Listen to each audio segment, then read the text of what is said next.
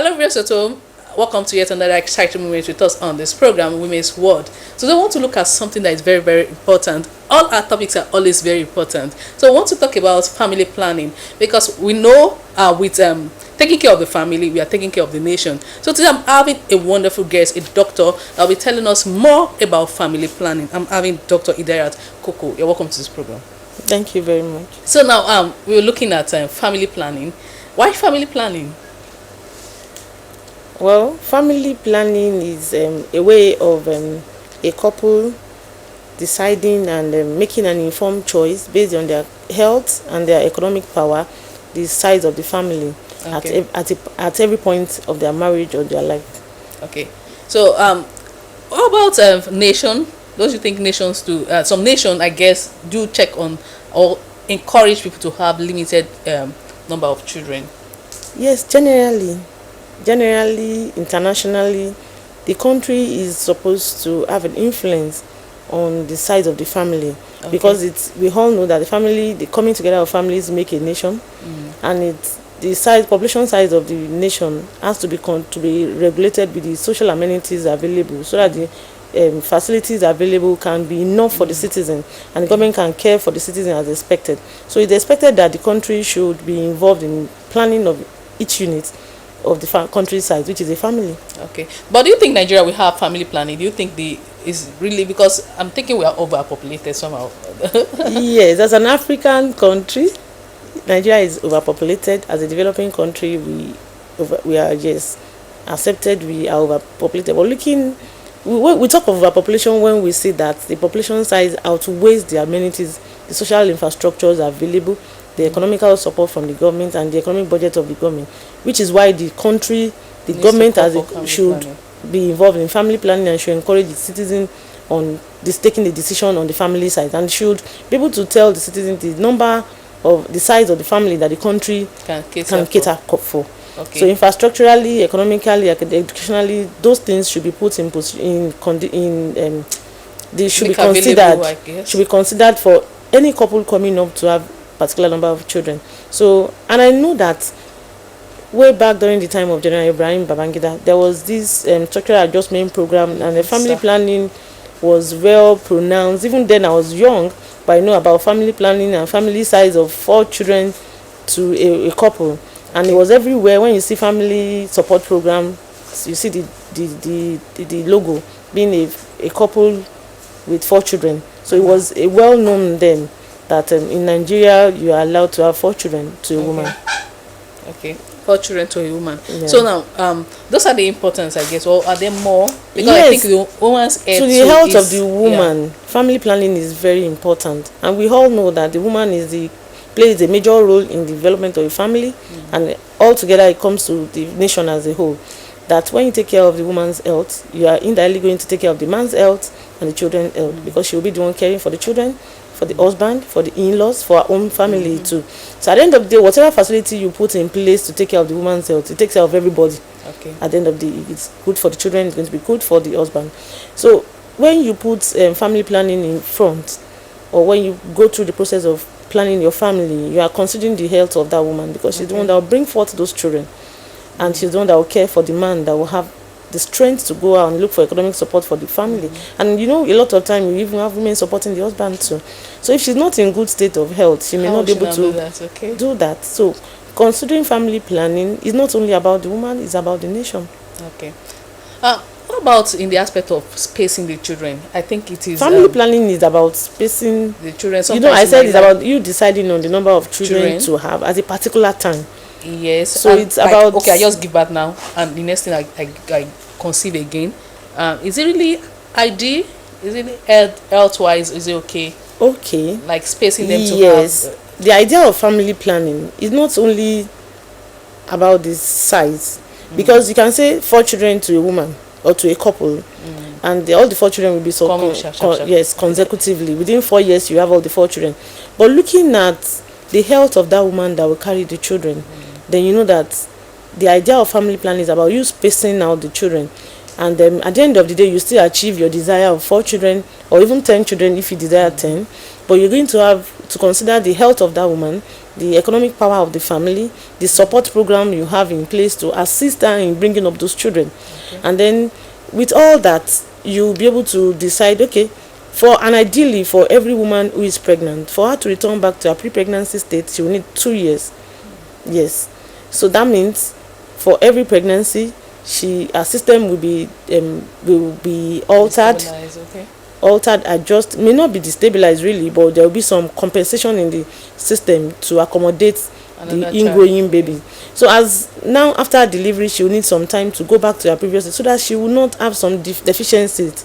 Like when we know that towards the end, with pregnancy, every woman will lose blood. At least during that pregnancy, baby will take some blood. Then at delivery, some will be lost out that we'll see. If she now does not return those lost blood, she would have deficit in her storage. And so if she gets pregnant again without replacing those ones she has taken up, the new baby will also take up, and then she would have a deficit again. So cumulatively, if she has a rapid pregnancy and childbirth consecutively, she may develop that prolonged deficiency that may eventually push her into anemia that may affect her organs. She may develop cardiac failure because of that anemia. Yes. So it's ideal. Talking about the women's health, ideally families should be planned. Even if it is one child, the woman should not have a child until she is stable. Her body system is stable. If she's hypertensive, she's diabetic, if she has any condition at all, like if she's a non-sickle cell disease patient or if she's a diabetic patient, she has to be well optimized. She has the disease, whatever disease she has as a person, has to be well controlled before she gets pregnant, so that she can cope with that pregnancy and then come out. It won't even affect the child. Affect the child. So that's what family planning is about. Okay. So now, what are the safest, or what is the safest family planning? Because we know we have several. Can you tell us the type? We have several methods of controlling pregnancy. Family planning are two ways: fertility control and fertility control. That's what family planning is about. It can be the fact that somebody needs a child and has not been able to get pregnant. It's part of it. Then it can be that you want some time in between the children. So now, for someone needs to get pregnant, the person has not been able. It's part of family planning. It's part of fertility management. Okay. It's part of planning a family. That I choose to have a child. I'm here to have one. But there are various methods of controlling the childbirth, pregnancies, the rate at which one get pregnant, and that is we have the natural method, we have the chemical method, we have the barrier method, and then we have the permanent method. So it can be temporary or permanent. Can you just tell us a little of those methods? Okay, for the temporary method, we can use the natural method of our menstrual cycle. Okay. We know we calculate the menstrual cycle, and then we use that to determine the ovulation period for each person. The common one is that most women menstruate for 28 days. We have a menstrual cycle of a 28-day cycle, and then the midpoint of that 28 days is 14 days, which is likely the ovulation period. But that does not apply to everybody. So for everybody, you have to take note of your own menstrual cycle length, and then when you now know your cycle length, we use that to calculate your ovulation period. So it's individualized. With that, one can determine when to stay away from sex for because you know that it's only during the ovulation period that one can get pregnant. So with that, you can determine, this is my ovulation period. That's why we need some other additional method to be very sure, because the chances of that failing is higher, because you may, for some reasons, the cycle can change. It could be changed in whether it could be stress, it could be diet, it could be anything. Stress, emotion can alter the pattern, the natural cycle length, and that would just alter the period of ovulation, and before you know it, one will be pregnant or will be out of would have thought to be ovulating while she's not ovulating, and then we'll have, so the planning could of course fail. Then we can use the barrier method. The barrier method is usually the use of condom, whether female or male condom, the use of diaphragm, and those ones can be used when they are better used when you see that the individual, the couple, does not have sex regularly. Maybe they are distant couples who, of course, we have prepared or proposed time of meeting, so they can use barrier method, because it's not going to be. But for couples that live together, barrier method. So for the couples that live together every day, it may be difficult because sometimes they would have forgotten, and that will lead to failure of that method too. Then we use hormonal method, which can be oral pills, can be injections, can be implants. For pills, for women that are very good and very religious with their pills, it's very good. There's a combined pill, there's a plain pill that is progesterone only pill. Progesterone only pill is good for women that are breastfeeding. It doesn't affect the breast milk, but for the combined pill, it affects the baby, so we don't use it for women that are still breastfeeding. And combined pills can be used by everybody, except that the only thing about it is it's you that determine its efficacy, because you must use it at a fixed time every day. You don't miss it. When you miss it, you take a backup. That's the thing, but it's very efficient and the failure rate is quite low. And then for the injectables, it becomes it doesn't depend on you, it depends on your carer. Maybe 2 monthly injectables or 3 monthly injectables. And we now have patches of those pills, to combine pills that you just attach to your skin patches that are hormone impregnated. So when it's applied to the skin, it serves the purpose of those pills for probably a month. So it's a cyclical patch. Person will have to attach right to the abdomen or the thigh for like a month, for like 3 weeks. Then you take it off. When you take it off, the person will menstruate. Then when you are done with the menses, you attach another one. And we have it also in ring form, vaginal rings that have been impregnated. It can be inserted like that. And so that's trying to make the hormonals available in various ways, because one could forget taking it orally, or one may have reasons not to swallow, and be able to then to reduce the side effects of such, because the dose using those patches is lesser than when you use orals. Then when you use injectables, it's easier kind of, because you just have to keep your date of 2 monthly or 3 monthly, and then go and take it. But those hormonals have limitations, have individuals that cannot use it. That's why there's no best contraception for everyone. The individual the contraception that is best for individual, for use person. Yes, for use depends on the individual. How will I know that is why whenever you want to make a choice of contraception or family planning choice, you need to see a specialist, a family planning nurse or a doctor, who would educate you based on what is available on ground. Not what is available on ground for me. No, not what is good, what is available, but what is good for you. Because for each person, we know we have different body needs and medical needs. One could be hypertensive, the other person could be diabetic, another person could be obese, another person could be on the slim side. So we have some restrictions on the usage of some family planning with some people. That's why we now have a family planning kit that we call the will, in which the medical eligibility criteria are stated. This will guide whoever is providing that family planning. If you go to a standard family planning provider, he has that medical eligibility criteria will, which we use to guide on the type of family that is appropriate for that individual. So there's no best family planning for everyone, but each individual has an appropriate one that is best for her, based on her medical needs, her age, her weight. I've seen people that they said they had effects later on after taking the family planning. I even learned somebody died as a result of that, but I was like, how can it lead to death? I was just surprised. And I've seen another one that when the person is fat, if you take pills, maybe not in the morning or something, it will affect the person. So I don't know. That's why I said even scared of taking choosing a family planning method is better done with a provider, a trained provider, because of course all the methods have their own drawbacks and side effects, and there are contraindications to all of them. Like I didn't want to go too far because of time. Like I tried to highlight the various methods and some of the drawbacks. Like the hormonals, when we talk of hormones, we're talking of regulation. We talk of the various chemicals in the body that regulate body function. So when you try to add some hormones to an already destabilized body function, it may go the other way, and may not serve the purpose of what you have intended it for. That's why before you choose a family planning method, you need to discuss with the provider and that provider is already trained, will know what to ask you and what is best for you.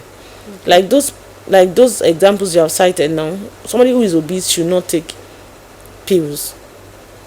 And taking pills on that person's part, maybe because of misguidance from whoever has advised the person on family planning. And if you seek further, you may know that person probably started that pill on advice of friends or co-friends or just roadside sellers of family planning pills. But if the person has visited a trained provider with adequate information on the part of the individual, I'm sure the provider will not have advised the individual on hormonals. Okay, can it at any time cause death?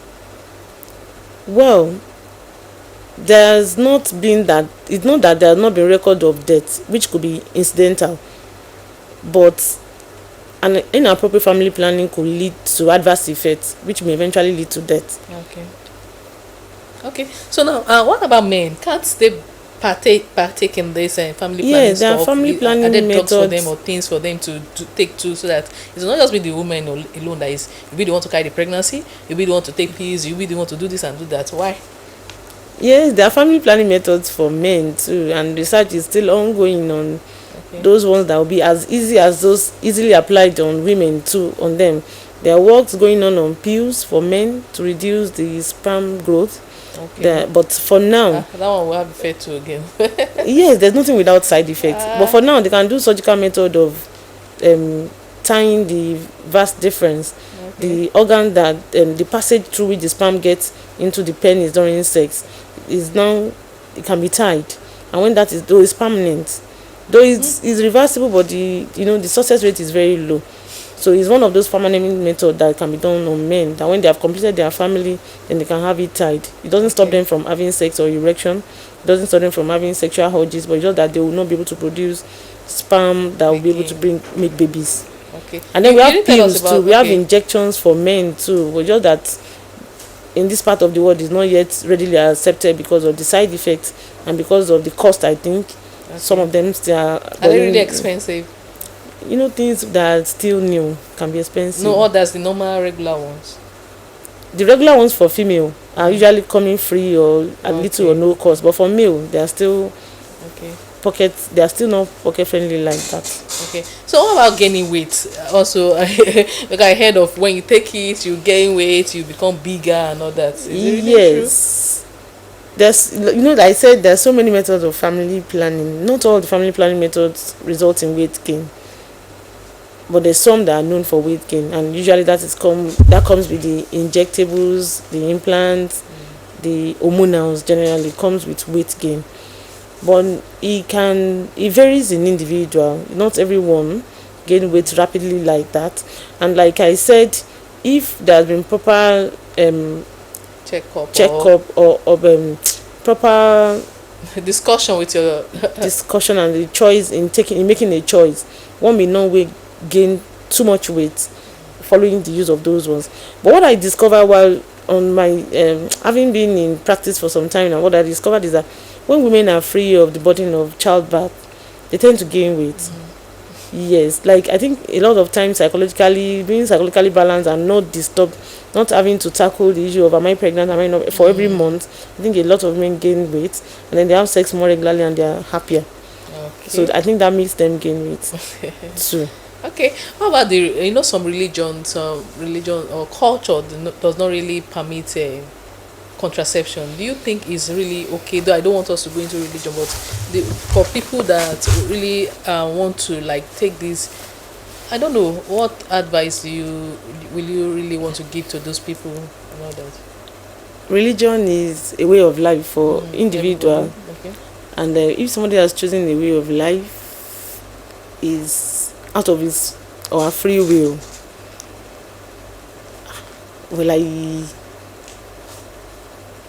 if the health of the woman is very important, and I'm sure no religion will say every woman should die.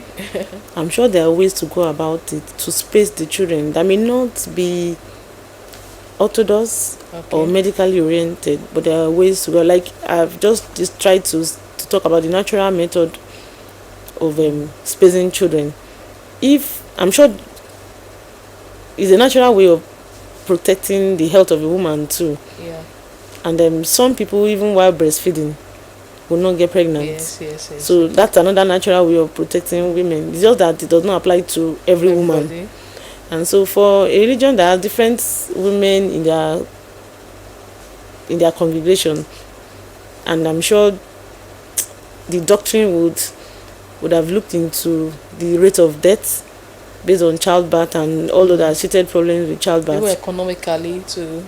Economically, yes. And that would have, of course, worsened maternal health in carrying successive pregnancies with poor economic state, malnutrition, and the inability to access adequate health, proper health care. So I'm sure a lot of those religions would have had way of going around it, of having to cater for the woman's health too. Okay. And everyone is intelligent enough to know that if you practice something that is not favorable to your health, that probably that is not the best way to practice it. Okay. So we just talk about economic and the economical aspect of it. Do you think is really something that we really need to look at? Because economically, okay, let me just say, presently you see the rate of corruption, the rate of people stealing, people doing all kind of things. I think maybe because of the high rate of population, the high rate of people in our country that we're having all that, or is it because I don't even know how to categorize it, but I just know that it seems when this thing is properly looked at, everybody will give birth to children that they can cater for. Not that you give birth to children, you leave them on the street for other people to come and be catering for them, and it will now become a burden to even the government, become a burden to even you yourself. What do you have to say about that? Well, I feel it's just that we are not organized as individuals in this part of the world, because if we are responsible as individuals and we have plans for our family, which is what family planning is about, and we desire to have children who will be noble citizens and notable in society, who will contribute positively to society, then we will plan to care for them, to house them properly, to feed them properly, and to care for their health. So if one is responsible, you will know that you do not need to add one or to add two. It may not be restricted to the number of children, but you will know when to add and when not to add, because when you have one and you have to take care of the school education of such children, to feed the child properly, to care for the health, and the child go through the under 5 age with all the under 5 age diseases, and you are all up and doing to keep the environment tidy, to prevent the child from having malnutrition, to prevent the child from diarrhea disease, then I'm sure bringing another one into picture you think about it twice. So it's just because we as individual we neglect those things. We feel government should care for everything, but we forget that who is the government? We are the government. Unfortunately, we're in a democratic government where it is the government of people, by the people, for the people. So it is our own attitude that we're seeing reflecting generally. It is not a matter of an individual as the government, but it's a matter of we as individuals, which should start the change. The change should begin with us. It is when we change ourselves that we see that the whole nation will change as a whole. If you think of providing for our own family, how we meet with the family need necessary basic needs, not the vague, fake, required things that we see in social media. Because I think a lot of those crimes are as a result of what we do not need. Yeah. If you ask them, it's not because of basic need of feeding, of clothing.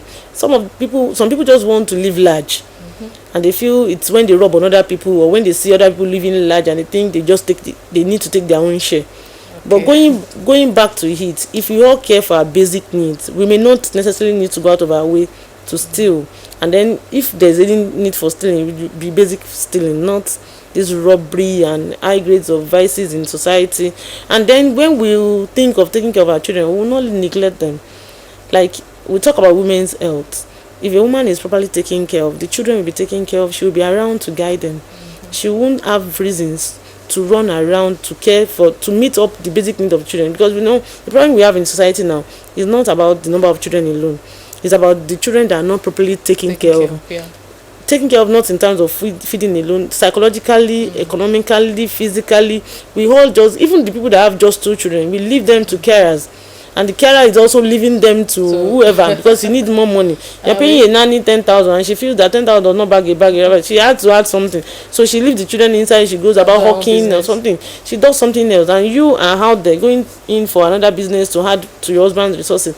So I think it's a general attitude and sense of responsibility. If you all feel we need to go back and take care of our children and we need to neglect excesses of life, there's some basic needs of life that we need to care for, and there's some things that just they are not necessity.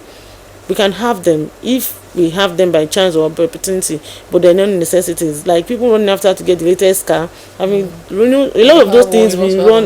You want to have another one. You want to live large unnecessarily when some people don't even have basic needs like food and clothing.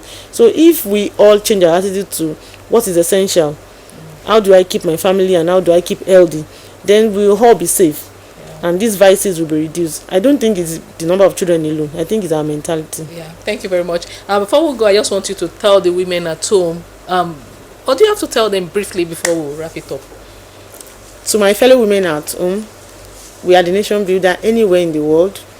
There is a philosopher that says, train a woman and you have trained a nation. Yeah. I think we should go back home and take over our homes, because the home is the basic unit of life.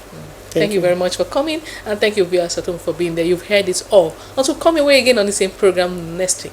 Bye-bye.